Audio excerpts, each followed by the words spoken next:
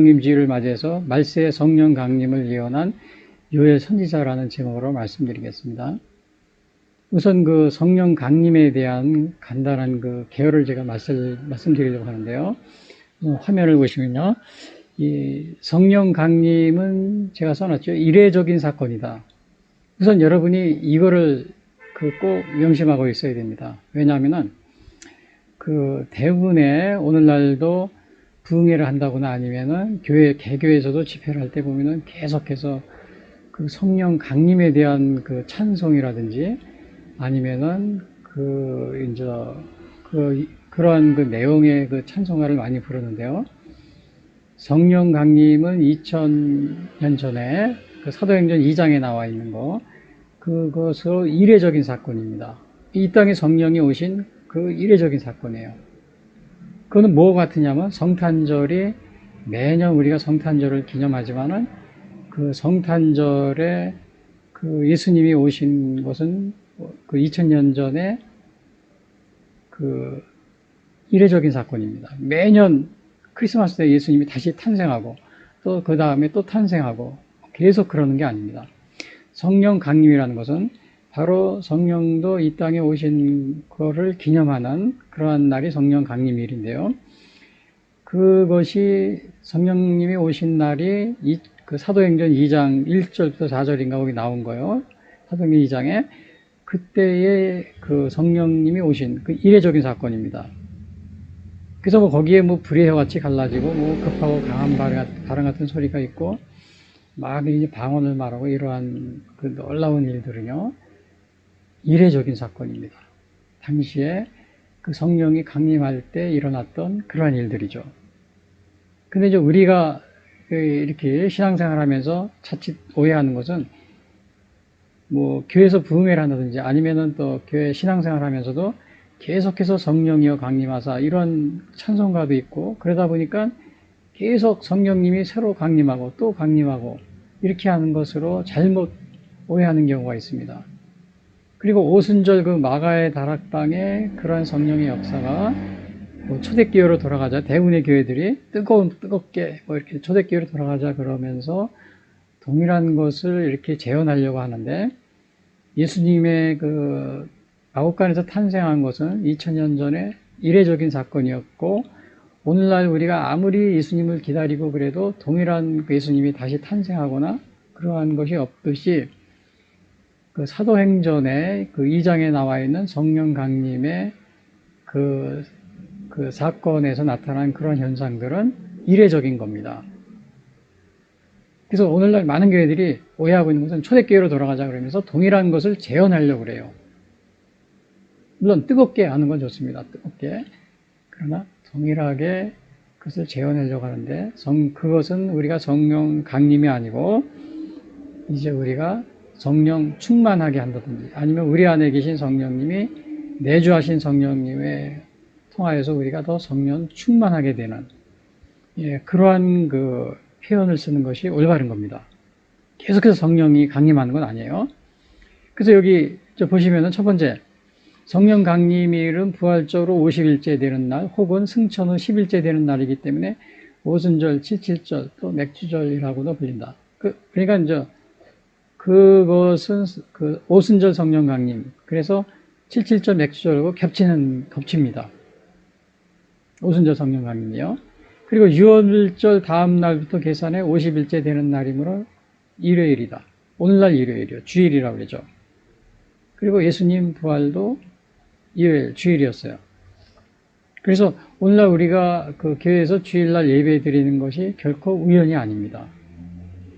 성령이 오신 그 시점을 해서 오늘날 교회가 새롭게 이제 탄생된 날이라고 우리가 볼 수 있잖아요.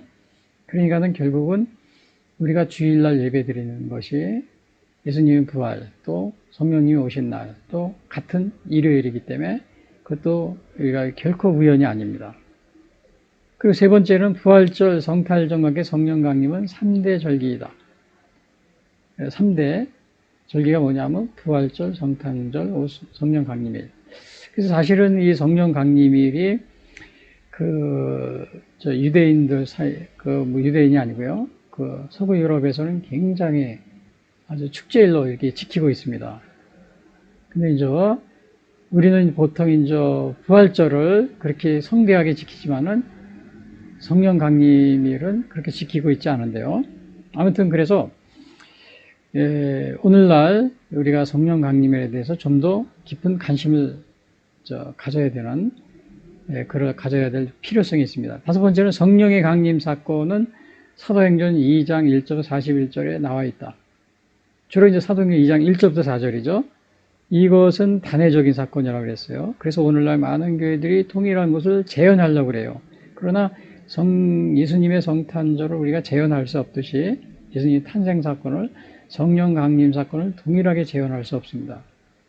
그래서 오늘 많은 교회들이 초대교회로 돌아가자. 그래서 이거를 막 재현하려고 하면서 그러다 보니까 어떻게 돼요? 너무 극단적인 그 신비주의나 아니면은 열광주의 뭐 이런 거에 빠지는 경우가 너무나도 많이 있어요. 이건 이례적인 사건입니다. 그 다음에 베드로의 첫 번째 설교에서 성령 강림에 대한 그 요엘서를 언급하고 있어요. 이게 사도행전 2장 16절부터 21절에서 이제 요엘서를 언급하고 있는데, 그래서 제가 오늘 이 설교의 제목도 뭐냐면은 이겁니다. 말세의 성령 강림을 예언한 요엘 선지자, 이러한 제목으로 제가 이렇게 제목을 정한 겁니다. 왜냐? 이게 보면은 베드로의 첫 번째 설교에서 사도행전에 나오면 베드로 설교가 나옵니다. 그 첫 번째 설교에서 성령 강림에 대해서 말할 때 요엘서를 아주 그대로 언급을 합니다. 그 요엘서 2장 16절부터 21절 보시면 이런 말이 있어요. 제가 읽어드릴게요. 이는 그 선지자 요엘을 통하여 말씀하신 것이니 일러스되 하나님이 말씀하시기를 말세 내가 내 영을 모든 육체에 부어주리니 너희의 자녀들은 예언할 것이요. 이건 베드로의 설교 중에 하는 말입니다. 너희의 젊은이들은 환상을 보고 너희의 늙은이들은 꿈을 꾸리라. 그렇게 하면서 뭐라고 그랬냐면요. 또 내가 위로 하늘에서는 기사를 아래로 땅에서는 징조를 베풀리니 곧 피와 불과 연기로다. 주의 크고 영원한 날이기 전에 해가 변하여 어두워지고 달이 변하여 띠가 되리라. 누구든지 주의 이름을 부르는 피가 되리라. 누구든지 주의 이름을 부르는 자는 구원을 받으리라 하였느니라. 여기서 하였느니라 그랬죠. 이것은 바로 베드로가 설교 중에 요엘 선지자의 말씀을 인용한 겁니다. 그리고 사도행전 2장 1절부터 4절 성령 강림 사건은 중요한 거기 때문에 사실은 제가 오늘 그 부분에 대해서 이렇게 설교를 이렇게 해야 되지만 그 부분은 뭐 너무나 많이 한 설교고요. 그래서 제가 오늘 요엘서를 제가 이렇게 성경 말씀을 잡았는데요. 그래서 제가 읽어드리겠습니다. 이 중요한 부분이기 때문에 성령 강림의 그 순간이 어떻게 됐는지. 사도행전 2장 1절 오순절 날이 이미 이르매 그들이 다 같이 한 곳에 모였더니 후련히 하늘로부터 급하고 강한 바람 같은 소리가 있어 그들이 앉은 온 집에 가득하며 마치 불의 혀처럼 갈라지는 것들이 그들에게 보여 각 사람 위에 하나씩 임하여 있더니 그들이 다 성령의 충만함을 받고 성령이 말하게 하심을 따라 다른 언어들로 말하기를 시작하니라. 이것이 성령 강림의 그러한 그 순간을 기록해 놓은 겁니다. 이 성령 강림의 사건은 앞에서도 제가 말씀드렸지만은 뭐예요? 이례적인 사건이라는 거예요. 단회적인 사건이요. 그래서 이 동일한 것을 우리가 반복해서 재현한다는 것은 우리가 재현할 수가 없습니다. 하나님의 성령 강림이 그렇게 이렇게 단회적인 사건이기 때문에. 근데 우리는 이러한 그 성령 강림의 이러한 그 상황을 오늘날 많은 교회들이 성령 운동하시면서 은사 운동하시면서 동일하게 이거를 재현하려고 그래요. 여러분 거기에 그러다 보면은 너무 열광주의 또 거기에다 신비주의 이런 데 막 빠지고 그럽니다. 네, 이건 이례적인 사건이었다는 사실을 꼭 명심하시고요. 이건 제가 하는 얘기가 아니고 이례적인 사건 이런 거는 우리 모든 이렇게 신학자나 아니면 성경학자들이 다 그렇게 동일하게 얘기하고 있는 것을 제가 말씀드리는 겁니다. 제가 꾸며낸 얘기가 아니고요. 그래서 오늘 요엘에 대한 것을 베드로 사도가 언급을 했기 때문에 제가 오늘 요엘서를 말씀드리는데, 근데 그 요엘서를 말씀드리기 전에 그 요엘서의 그 시대적 그 상황을 좀 보는 게 중요합니다. 요엘서는 어떻게